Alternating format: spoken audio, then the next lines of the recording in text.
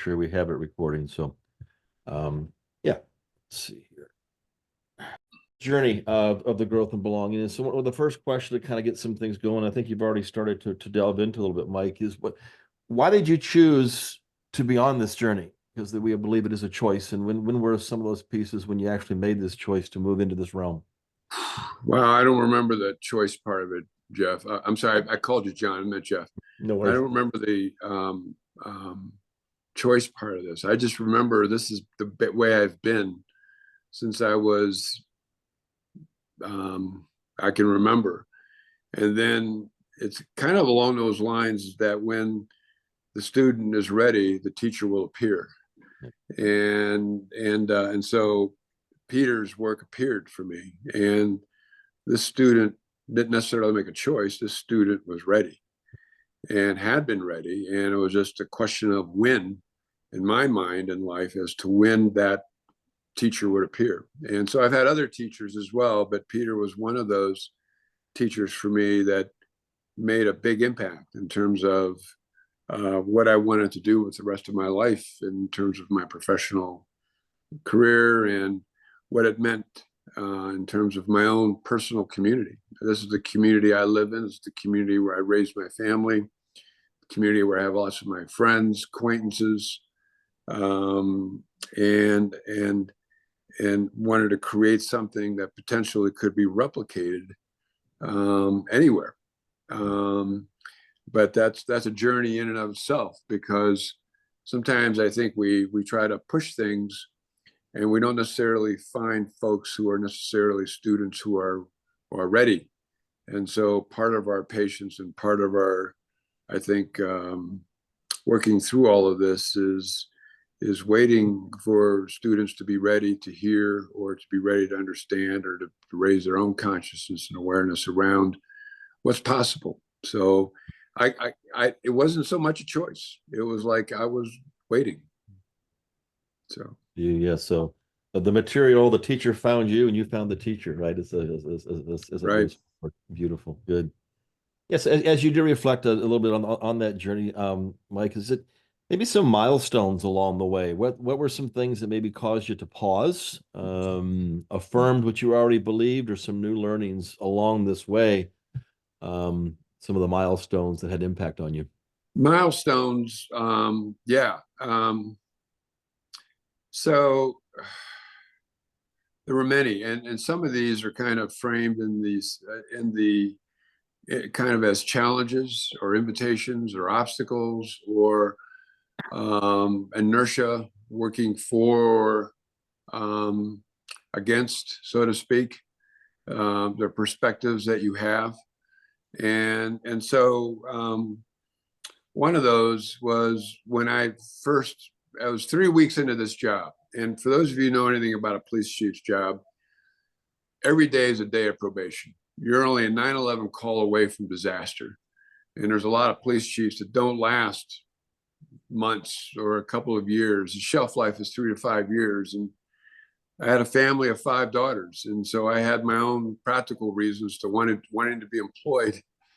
And so, when I took this job, about 3 weeks into it, my boss asked the team that was around the table, tell us your thoughts on leadership and tell all of us. So I began to expound on these whole ideas around ownership, partnership, the sense that people had great capacity and that we had to create cultures of accountability versus trying to force accountability. And I wasn't too far into my spiel when my boss, who was at the end of the table, stood up, and he stood up so fast and forcefully that his chair went flying behind him, pointed his finger at me, and basically said, and he was very fond of the F word at that point in his career.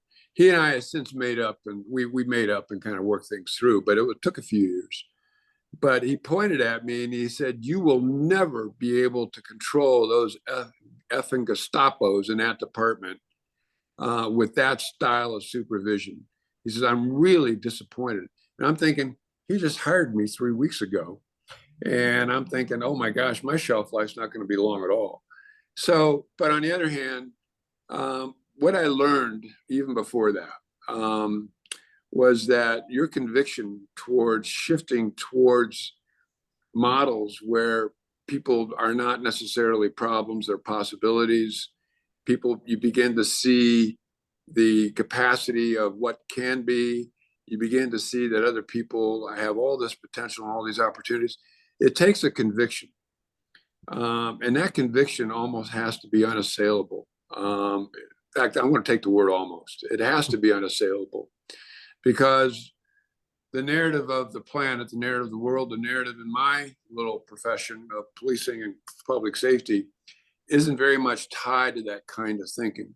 It's very tied to the patriarchal perspective, very tied to the command and control, very tied to we're gonna solve our problems by passing laws, and we're going to create safety by enforcing those laws and arresting people, and so that was very much what the profession was tied to. And so I told you the story about my boss. And by the way, 3 years later, he really disdained Peter Block. By the way, he was very he did not he thought he was doing me a disservice. But 3 years later, he was invited to a city managers conference where Peter was working pretty heavily with city managers, and he decided to go. And when he came back from that conference, he called me back into his office, and literally, not literally, but almost literally, he was on bended knee apologizing and said he wanted me to bring Peter in to talk to all the supervisors. We had an organization of about 1,000, all the supervisors, and he now was kind of sold on what we were trying to do. And then he also saw the progress that we had made within public safety, within police especially, and what the police were doing in the community now versus what they were doing before. And so there was that. But I also wanted to say that, milestones also include your staff and the community, because when you say it fast, your voice counts, your thoughts matter, people think that's great. But those freedoms are attached to a commitment. Then that commitment is very much attached to being responsible for outcomes and being part of bringing something about that maybe in the past you depended on your supervisors or leaders within your community or within your country to make happen. Now, all of a sudden, you're being confronted with your freedom. And initially, that sounded good to people. And because what we inherited was an organization that was quite primitive and quite dependent on the leader. And the leader made sure, the previous leaders made sure that dependency, which was very unhealthy, was alive and well. We also inherited a community that was very unhealthily dependent on police. In fact, I'd bet a large sum of money, I don't care what community you're in the world, that there's a lot of unhealthy dependency on the police organization in your community, a lot of unhealthy dependency on the public safety. And I'm not saying there's not a role for public safety. Don't get me wrong. There's a lot more to the story. But there's a lot of things that the police and fire are called to do that people could do themselves, they themselves with neighbors could do. And so having conversations with community in which you said, that's a, chief, that's why we pay your salary. That's why we pay your police officers. That's, why should I be expected to be part of bringing about safety in my neighborhood was a huge part of what I heard. And so the unhealthy dependency was alive and well, not only within the organization, but within the community. And this patriarchal relationship was very much in play, and all the unhealthiness that comes from those, including that dependency, was very much in play. And so those were, call them invitations, call them obstacles, call them challenges, call it inertia, call it possibilities, call it whatever you want to call it, but very, very, very much part of the culture within the organization and within the community. So the question became, well, how are we going to shift and transcend this culture? What's that going to look like? And how does that play out? And so there were lots of milestones along the way, but there's always a 3-step forward, 2-step back. And I was there for 25 years. There's nothing in evolution that goes in a straight line without regression. There's progression, regression, progression, regression. We have to kind of accommodate that in a way that's, that means patience, that means seeing it through, that means becoming a partner with evolution, if you will, so that you understand that there's a projection from the past, there's a new future we want to create, and how does that projection from the past and new future we want to create, how does that help with the present? And so that was a big part of what we had to think about in terms of, okay, here's where we've been, where's it we want to go, and what's that mean today? And so all of those conversations had to occur over a long period of time. And so there were lots of milestones of progress. Sometimes, you could see people's eyes light up. You could see eureka moments. You could see a sense that people were getting it at some level about themselves or about other people. And so anyway, I'll start off with that, Jeff, in terms of there were so many different, but the milestones were also not, they were presented in the form of challenges. They were presented in the form of obstacles. They were presented in the form of possibilities and opportunities. And then the slow evolutionary process. And by the way, none of this is fast. And none of this, it's all marathon-like kind of process. You had to kind of live with the idea that, this process was not going to be something that was going to happen overnight. That was something that was going to baby step into the future, and that bringing about a new future, creating something that was different than what we had today, was going to take a great amount of taking deep breaths along the way. So anyway, a lot more to that, but transcending and shifting cultures was a big part of where we ended up going with our work. I love your description of progression along with the regression. So wonderful. Hey, Maya, you want to move to the next piece here? Sure thing. So often, I think when people are stuck in this, how things have always been done, a more patriarchal kind of view of police, and especially with a layer of, with something like safety, I think when they're confronted with their freedom, there can be a lot of surprises that emerge. So what are some surprises that you've had along this journey that have come up for you? Something that has maybe the outcome was not what you expected, or what have other people been surprised about along the way? So many. I have an indelible kind of image in my head around one of the detracting police officers that I was working with, and he came into my office and he said, "I thought from the beginning, Mike, that you were a fool, and that you were naive, and that you had no idea what you were doing, and that I think you know where this is headed. And I actually did things to try to sabotage. I just want you to know." And he listed some of those things and undermined some of the things you were doing. And he said, "But something's happened to me." And he says, "I realize that what you're talking about makes sense." And he gave me a number of examples of things that he had dealt with in the community from a police officer's perspective. And he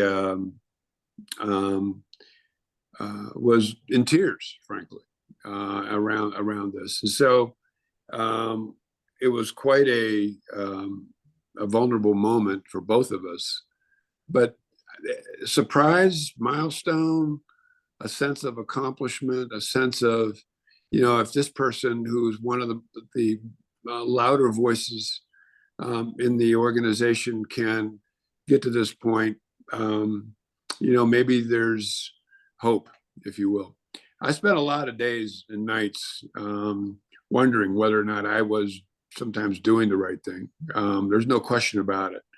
I mean, I was up for confidence votes by the union, a council that was very much a not understanding, people in the community writing letters to the editor saying, this public safety chief's not the right guy. My boss doing what he did. And the staff, it was pretty, I don't want to, not a surprise, but it was a process of going through my own emotional stuff along the way. And that conversation will always be indelible for me in terms of the progress that we made. And so that was somewhat of a surprise, if you will, with what we did. I had similar conversations with people in the community, and so there was a kind of this evolution of thought, this evolution of emotion, this evolution of moving forward in another direction outside of being that patriarchal model that along the way. And I those moments, maybe surprises, maybe not, were what sustained me along the way, because there was the police profession wasn't moving in that direction. In fact, it still very much isn't going in that direction. This isn't about the police profession, this storytelling moment, but there's a whole other story there around what needs to happen with all of that. So anyway, Maya, there you have it. So. And just to bring in from the chat, what are some of the operations or the outcome, or what are some of the outcomes that you would kind of define as success? Okay, sure. So the serious crime in our community was through the roof when we got there. And I'm going to be pretty quick about this, but serious crime through it. And there's so many things that I'm not going to probably chat about in terms of the alternatives we put in place to the criminal justice system. We put in many alternatives in terms of arresting and summoning people. That's what police did. We created a number of options and alternatives and gave our staff a number of tools that they could utilize to deal with the messiness of the human condition more effectively. And so over time, those alternatives led to over a 50% drop in serious crime, which was hugely significant. We went from a gang population in our community of 450 gangs and 13 gangs to fewer than 60 members of gangs. And most of those folks were kind of just, they were up there in years. They just wanted to be part of something. It was more of a social group. To 2 gangs, and they were not active at all. Hold on a sec. Can you hold on a sec real quick? I just got a power thing here. And, we addressed a lot of social and health issues along the way. It just wasn't necessarily creating a new culture within police or a new culture in the relationship between police and the community. But domestic violence was a huge issue in our community. Several women were dying every year in our community. A number of people were injured seriously in our community. And from about 2000 on, we experienced that went way, way, way down. In fact, when I left in 2020, from 2000 to 2020, we had 2 women die of domestic violence, but that's opposed to 3 women every year, 3 to 5 women every year, and many people injured. The domestic violence situation got significantly less lethal in our community. The youth in our community became very much attached to police officers as we created mentorship programs between public safety staff and youth in our community. what else? The neighborhoods that were one of the big ones. One of the ones that I talked to John McKnight about a lot is how we had like 40 to 50 neighborhoods in our community that were considered incredibly unsafe. In fact, we wouldn't send police. We'd only send at least a minimum of 2 police officers into these neighborhoods, and they went from being very unsafe to being very safe. And it had a lot to do with how our staff worked with neighborhoods to build self-sufficiency in those neighborhoods. And it wasn't just the police doing this, it was the police helping neighborhoods understand that it wasn't the number of armed guards wasn't going to produce safety. It was your coalescing and coming together, getting to know each other, developing your relationships that was going to produce safety. And there needs to be something more said about this, but there's no doubt in our minds that anytime a neighborhood went from being disconnected and isolated to getting to know each other and caring for each other and understanding more about their neighbors and where everybody was at, lifestyles, schedules, family circumstances, those neighborhoods almost overnight became safe. And that is true. That can be true anywhere in America. I don't care what's going on, because we had gang issues, we had drug issues, we had domestic violence issues, any social or health issue we had. I mean, it was, and so the idea wasn't necessarily that the police were going to go in and arrest everybody. In fact, we created all these alternatives to arrest, including one called restorative principles, practice, and justice, including dealing with people who were struggling with addiction and mental health differently. We opened up our department to anybody struggling with a chemical substance addiction could walk into our department, bring in all of their paraphernalia and drugs. We would destroy all of that. And then we would find people addiction treatment.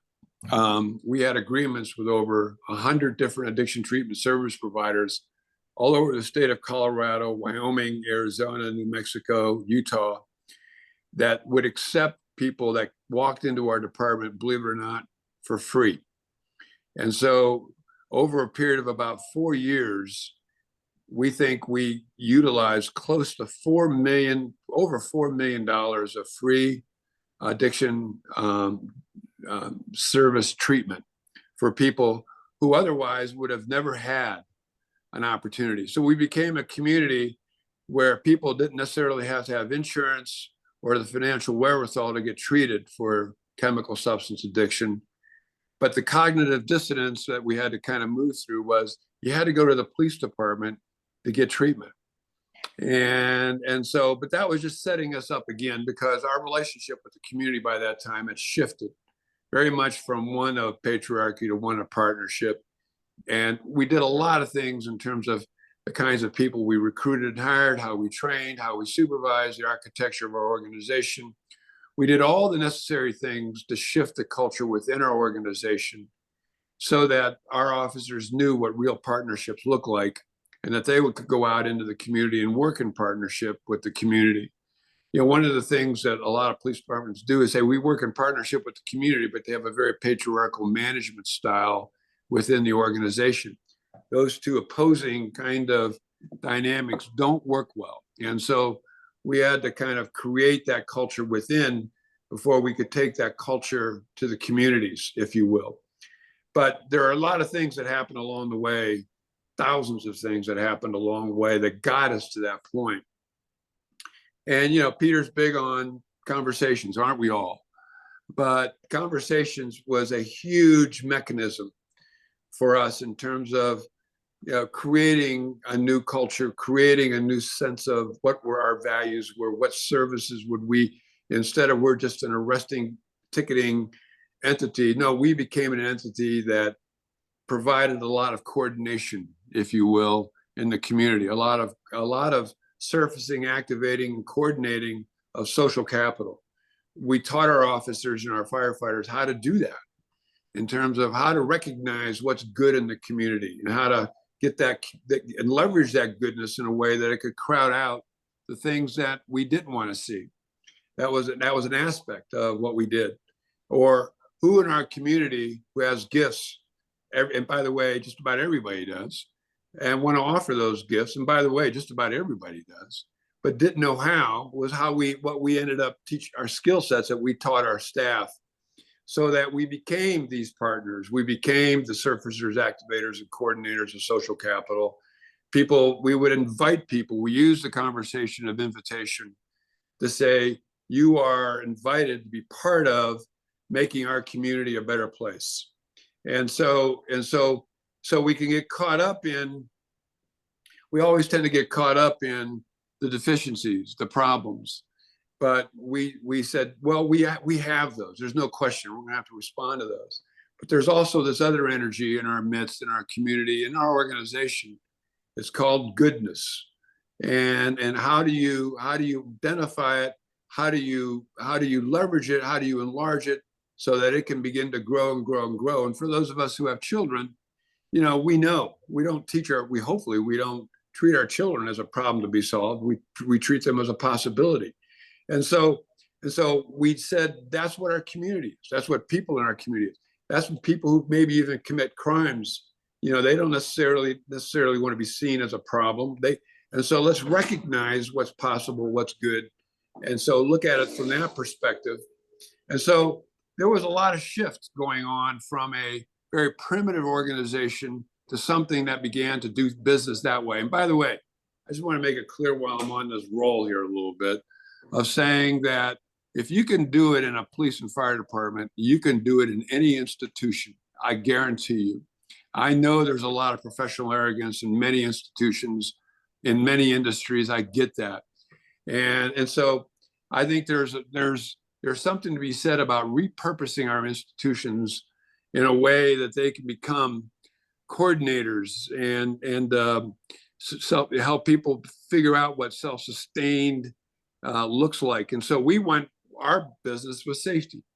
And so but we also know that behind safety, there's a lot of other factors. There's a lot of other energy. There's a lot of other forces at play.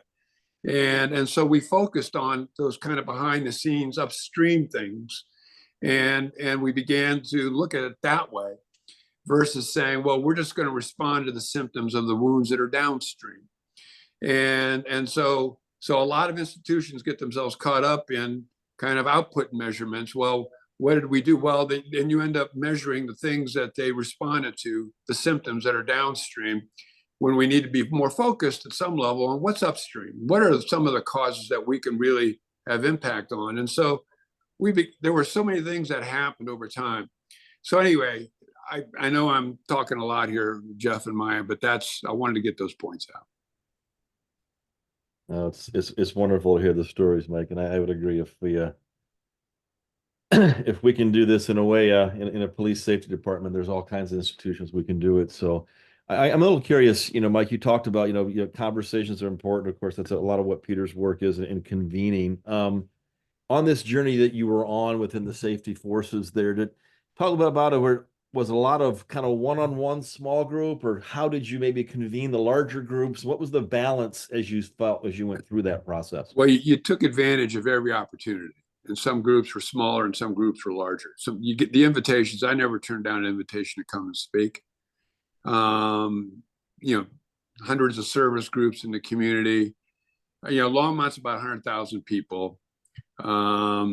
We had our organization was around 400, just to give you some sense of scale. But when it came to speaking to staff, I tried to do it in the smallest group as possible, because I wanted to give them the opportunity to be able to have the room and time to kind of express their perspectives. And the conversation of dissent, believe me, I got stories in terms of what those look like and how difficult sometimes they can be, but how valuable they are for people to express, I don't want to do this. You're changing my identity. This is BS. They never used initials. This is wrong. I'm leaving. You're crazy. I'm going to the city manager. I mean, whatever. I mean, we're gonna do a confidence vote on you. you know, there were tremendous amounts of reservations in Dallas to the point where people would come by my house at night and turn their sirens on to wake up my family. I mean, there were a lot of things that happened, you know, all kinds of, you know, I was stopped in my car by police officers. And so it was the relationship I had getting into this was something you had to endure. You had to kind of be patient with, because you knew on the other side, and that's the unassailable conviction that if you want to shift an institution or an organization, or if you want to shift a community or a larger entity, whatever that might be, your conviction has to be virtually unassailable, because all of these things will happen. And I don't want to necessarily dwell on that. I just wanted to make it clear that the conversation of dissent is an important conversation that you have to make yourself available to, and that you have to have. And oftentimes I did those in the morning hours, because that's when my strength, my personal strength, was greater. If I did it at the end of the day and I had a long day, I probably wasn't as emotionally steeled as I would have been as if I did it in the morning. If that makes sense to you, you do it when you feel the strong. Small point, small side point there, but I couldn't necessarily avoid those things. But mostly small groups. But I did large groups, and you know, I just didn't turn down conversations. But that's in essence what, you know, that conversation piece. Whether it was, you know, let's talk about what your reservations and doubts are, but let's also talk about what the possibilities are. Let's talk about what the commitment looks like. And so there was, again, baby stepping into these commitments. I don't know if I want to be responsible for outcomes. I don't know if I want to be responsible for all the things that you're responsible for, Mike. That's not my job, so to speak. So lots of things to work through, lots of dynamics. And I think people probably get that there were just a lot of those things happening along the way, that milestones, surprises, moments to accelerate the ball down the evolutionary track a little faster. I always use the phrase that I think doing this work requires one to be a partner with evolution. And I mean that. I mean that's clear, because you have to see the past, you have to see the future, and it makes the present for a lot of people a lot less trivial, and potentially a lot more something that you are that makes sense for you, because a lot of people walk around wondering what's going on, and a lot of people aren't attached. You know, I teach a class called Trend Lines versus Headlines. And we can get caught up in the headlines of today, the narrative of, you know, where the marketing of everything not going well is kind of there. Or we can look at trend lines and say, what are the trend lines that we have that are showing things that are happening socially, economically, health-wise, violence-wise, safety-wise, nutrition-wise, mortality rate-wise, lifespan-wise, child mortality rates, whatever those things might look like. And so that's something that I would encourage people to do. And in terms of not getting caught up in headlines, but really paying attention to what the trends are, that gives you that pass that says, here's the arc, here's the progression. It all comes with 3 steps forward, 2 steps backwards. Yeah. But then if you see that progression is going in one direction, you can tie into that, and you can definitely get involved in trying to move that ball down the evolutionary track a little faster. And you had to look for opportunities to do that, by the way. You just couldn't there wasn't just something, you know, one of the things you get good at along the way is seeing these windows of opportunity to do that. And when those windows present themselves, boy, you can make so many different things happen. So anyway, I think you asked that question. Yeah, wonderful. I think so. I think we're going to move into now a little bit, and going to shift it up a little bit. Sometimes, Mike, we go into another breakout room to talk about this, folks. But I think at this point, people are already putting some things in the chat. Their curiosity. So I'm gonna take off the spotlights and just kind of get into a overall, just, you know, what's striking you about what you're hearing, folks, from Mike, and if there's comments, thoughts. we'll get a kind of a group dialogue as we go here. So I'm going to take the spotlights off and move into this part of it. So if you want to raise your electronic hand, that would be helpful. And we could kind of move some things forward.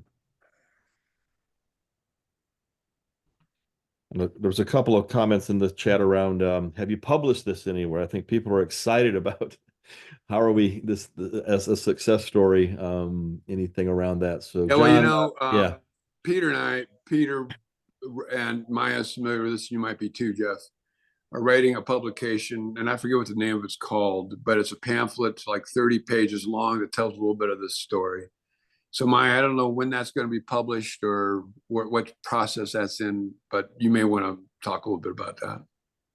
Sure, I'll just answer that really quick. We have, I just saw we have the final. So I am not making any promises on publication date, but it is soon. So it'll be hopefully within the next couple of weeks, we'll be sharing that, and we will, everyone on this call will make sure that you have access to that. There's a shorter version that was in a column that's on Restore Commons. So you can check that out as well. And we'll be sharing the title of the pamphlet, which is much longer, almost like a mini book, is Safety Within Our Hands, or Safety in Our Hands. Safety in Our Hands, love it. Which is all part of a bigger effort that with Peter and Design Learning on witnessing the common good. Along with these stories, that's the book about activating, as we activate through these storytelling sessions on Fridays and beyond. It works, folks. Boy, it works. Wonderful. And people are hungry. I couldn't, one of the comment, Peter and I and John McKnight were in conversation for several months weekly, and people are just waiting to be invited. They're just hoping that they can they just don't know how, they just don't know if they have permission. They don't know if their gifts are going to make a difference. And that's where institutions, in my own mind, can make a difference around and can make some impact in terms of, yes, you can. Yes, you can. We need you. We need your gifts. We need your compassion, your generosity. And here's what that can look like. Are you open to that? It's amazing how many people say yes. Love it. John Saunders, I see your hand up, then we'll move to Corey. Yeah, you asked what struck me. Mike, what really struck me about all the things that you were saying was the unassailable conviction, and cooperating with the evolution. Some of the things I'm doing, strangely, that's very encouraging. because we all want it to be easy, we all want it to be quick, but realizing nope, you need unassailable conviction. And I would say you need at least some people around you who are willing to be in it with you and encourage you, and you can go back, lick your wounds, come out. No, it's nice to have. This is an emotional journey as much as it is any other kind of journey for any of us, and it's nice to have people that have that same feel going. You bet. Thanks, John. Yeah. Thank you. Corey. Yeah, Corey. My gosh, thank you. I'm kind of stunned, but what came up, there's so many things you said. I've been just trying to take notes. So when you were talking, Mike, about, people saying things like, I don't want to do this, I'm leaving, you're crazy. And you said something like enduring relationships out of which these kind of things are said to you. But eventually it sounds like people change their minds and there was trust. And so I think about often trying to build relationships based on trust to be able to partner with people. So the entryway is you're describing as you have to be steely because it's going to be hard. People don't even know what you're talking about, and there's something beyond resistance. So could you talk about the process, if it's possible, in terms of that? Yeah. Building trust. Thank you. Thank you for that question, Corey, because that's at the heart of a lot of this. And in essence, you know, there's a lot of these relationships that I initially had were very rocky, very emotional. I mean, rocky emotional, very accusatory. And you just had, part of what had to happen is you just had to wait. And so part of what comes from me, Corey, is this may sound, I don't know how this sounds, but I really believe the universe was on the side of moving forward this way. And my biggest partner was the universe. I'll be honest with you. And so my biggest partner was this sense that this is how the universe wants to find this equilibrium. So I could go into a lot of that, but I won't, in terms of what that means to me on a personal level. But I trusted that. And that was a source of strength for me. And so that gave me, sometimes this is never about the other person. This is about you. And so whatever gives you that sense of steadfastness, perseverance, understanding, patience, the sense that there's evolution involved here, that there's baby steps, that there's 3 steps forward, 2 steps back with each and every person or each and every set of circumstances, is how I had to think. And that eventually the universe would want, not just for me, but for that person or those circumstances as well. So I don't know how that sounds to people, but that was kind of where I came from and where I'm at today.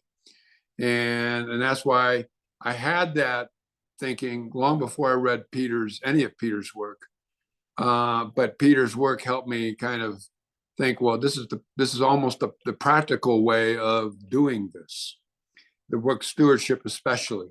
There's formulas in that book, if you will, in terms of what one needs to do. Now,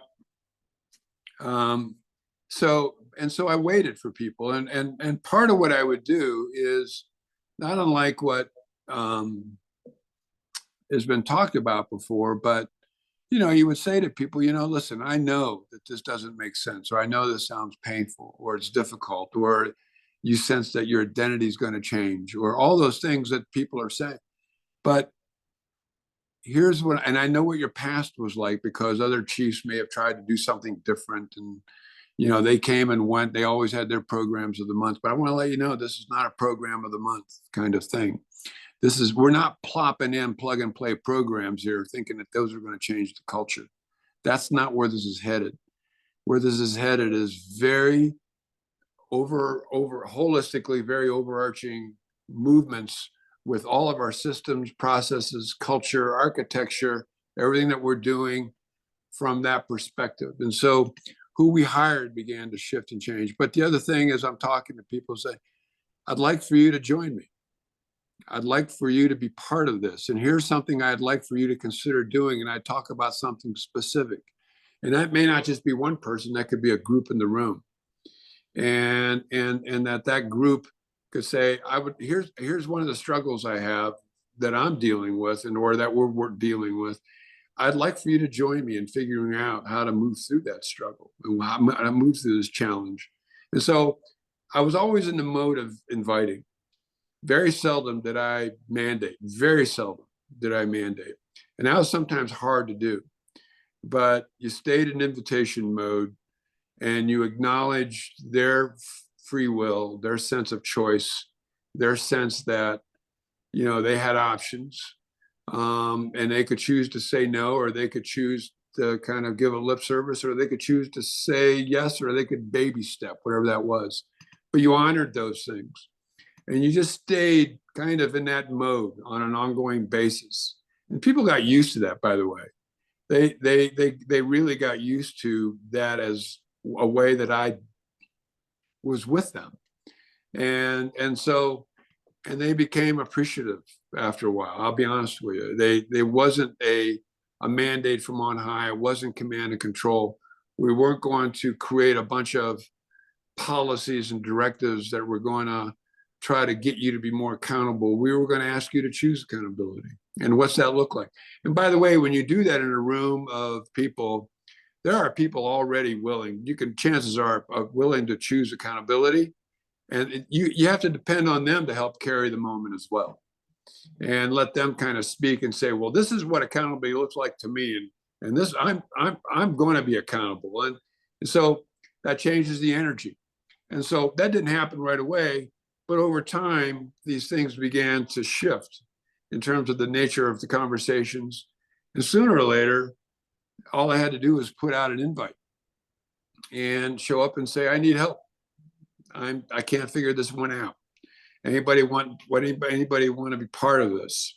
And I had more people step up than typically I would have needed, but you took all comers. So this idea of being that way became very important. But that was always my nature anyway. I'm not a mandate kind of do it my way or the highway. I can't ever remember being that way. My daughters might say something different sometimes about that, but on the other hand, that's kind of where I was, and so you just had to Corey, you just had to trust that, at least for me, I had to trust that the universe was wanting us to be this way with each other, and to acknowledge that each of us had that infinite capacity, and that as long as you were in that vein of saying you're a possibility, your gifts can make a difference, your skill sets can help solve problems, whatever that might be. It's amazing how people over time began to kind of shift their own mindsets into that mode. Beautiful. Thank you. Thank you for validating my hunch when I read Peter's book, Activating the Common Good. It was so compelling. I couldn't help but be attracted. Affirming that. Thank you. You're welcome. Beautiful. Yeah, we're getting close to the end time, at least for this particular conversation. So maybe there was a comment in the chat, Larry, about legacy. Who's carrying on this? And I'd like to expand it a little bit, as you wrap this up for us, Mike. What are your hopes for the future now, as you are not formally in the position, but what's continuing there, and even hopes for this movement? So I said when I left the police department, fire department, going on 4 years ago, that I was going to move into a different arena. I didn't want anything to do with policing anymore. Well, that didn't play out. My partner and I oversee a nonprofit called the School of Statesmanship, Stewardship, and Service. You can access it on sossas.org, sossas.org. We have an agreement with 2 national police organizations, and you'll be familiar with some of the curriculum in there. But we have agreements with 2 national police organizations to help shift and change cultures in police departments across the country. And so if I thought what was difficult before, I just had a conversation with a police chief from a major city in America, and I'm just thinking, oh my, I knew this. It's not something I didn't know about the nature of police chiefs and fire chiefs, in terms of how they get selected, their skill sets, their capacities, and shifting cultures within organizations like government organizations, especially, but more specifically police and fire. There's nothing easy about that. And the one thing I run up against more than anything, John, is that sense of unassailable conviction. There's people who start off saying the right things and wanting to do the right things, but then unfortunately it's difficult to sustain that. And so, but that doesn't mean that progress hasn't been made. That doesn't mean the ball wasn't moved down the evolutionary track a little bit. It may not happen now, but it may happen later. And so we keep planting seeds, and we keep talking about it. We keep writing about it. We keep speaking about it, whatever that might look like. And what I'm noticing more than anything, and John, as you spoke in our small group about your Braver Angel Network, is that there are a number of, and I think what's wonderful about this is that, John's trying to figure out how to move beyond polarization in politics. And, and I would bet that there are a number of other people in America that are trying to figure the same thing out. And so there's a lot of movement, and we have to somehow tap into that movement, that evolution, that sense that these forces are alive and well, and ride those for as long as we can. So Beautiful. All right, folks. Well, thanks for your engagement in this process. I've taken so many notes here for myself. I'm going to run to my police department and get some things moving, right, as we roll forward. So thank you, Mike, for your time and your energy over the last 24 plus years, and the impact you're having and continue to have. And folks, as we continue this, there's other resources and things you might need. Maya put the actual address for the organization that John's working with. We are continuing within Design Learning and Peter Block to get stories like this of witnessing the common good, because it's going on out there. And how can we publicize these things formally and informally? Reach out to us as we continue to move forward with this work. So I'll let you have the last word, Mike. So what would you like to leave them with? I'm going to give people my email address. It's Mike Butler at sossas.org. You want to reach out, fine. And happy to have more conversations with anybody around all of this, because I sense that each of you, you're spending your day here, you're spending your time here because it's important for you.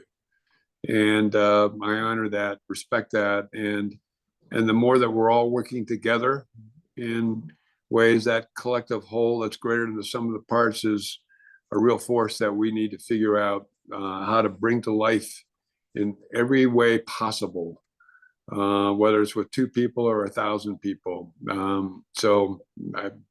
You're another potential whole that's greater than the sum of the parts of my life, and happy to work with any and all of you. So, well, thanks for your time and your energy and your commitment and your conviction, Mike. It's palatable. Thank you so much. All right, folks. Have a good rest of your day. Have a good weekend. Thanks, everybody. Together. Thank you so much. Thanks so much. Great being Thank you here. so much. Thank you.